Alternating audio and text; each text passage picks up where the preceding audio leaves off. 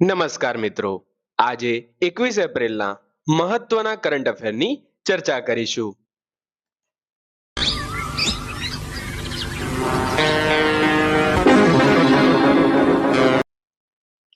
21 એપ્રિલે કયો મહત્વનો દિવસ ઉજવવામાં આવે છે? આજે ઉજવવામાં આવે છે સિવિલ સર્વિસ દિવસ. મિસ ઇન્ડિયા 2026 નો ખિતાબ કોણે જીત્યો છે? તે જીત્યો છે સાધ્વી સાયલીએ. તે ક્યાંથી આવેલા છે? ગોવામાંથી. અને આ સ્પર્ધા ક્યાં યોજાય છે? આ સ્પર્ધા યોજાય છે ભુવનેશ્વરમાં. કયા નંબરની આ સ્પર્ધા હતી? 61માં. આ તમામ પ્રશ્નો અગત્યના છે. યાદ રાખજો, પૂછાઈ શકે છે. अगर हम करें तो करें क्या, बोले तो बोले क्या। ગંગોત્રી રાષ્ટ્રીય ઉદ્યાન કયા રાજ્યમાં આવેલું છે? તે આવેલું છે ઉત્તરાખંડ રાજ્યમાં. રાજ્ય અને કેન્દ્રીય કર તથા વેરા પરનું વળતર કયા સેક્ટર સાથે સંકળાયેલું છે? ટેક્સટાઇલ સેક્ટર સાથે સંકળાયેલું છે. ભારતીય નૌસેનાએ હાલમાં છે ને મુંબઈ ડોકયાર્ડમાંથી કયા મિશનની શરૂઆત કરી? મિશનનું નામ છે IOS સાગર. પરીક્ષામાં આજકાલ ફૂલ ફોર્મ બહુ પૂછાતા હોય છે.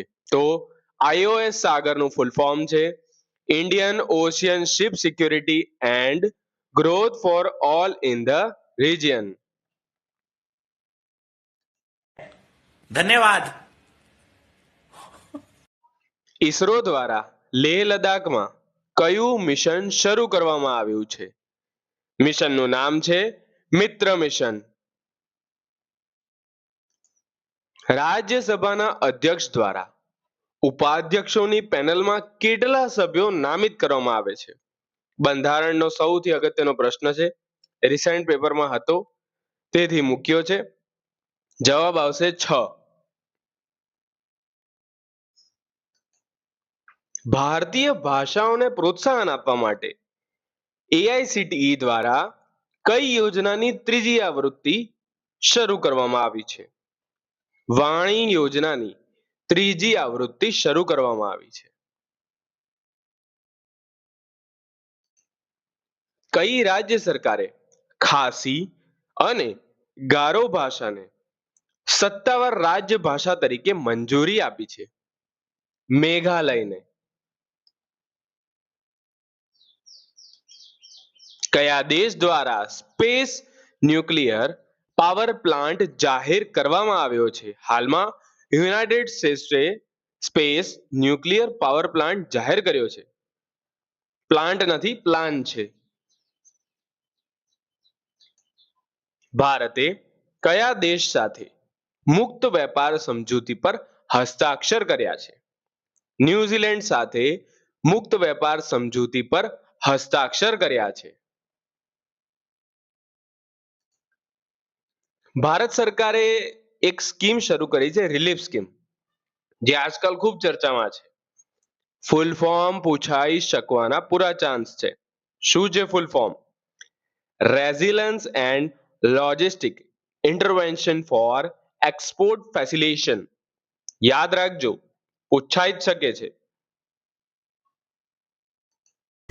कुछ पूछा पूछा मैंने कुछ। ઉત્કર્ષ 2029 એ લોન્ચ કરવામાં આવ્યું છે. કઈ બેંક દ્વારા લોન્ચ કરવામાં આવ્યું છે? RBI દ્વારા લોન્ચ કરવામાં આવ્યું છે ઉત્કર્ષ 2029.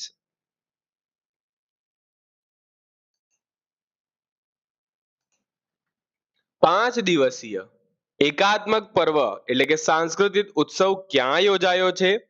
તે યોજાયો છે ઓમકારેશ્વરમાં. જલ ઉપયોગિતા નિકાયને ઊર્જા પ્રબંધન માટે ISO પ્રમાણપત્ર ક્યાં મળ્યું છે?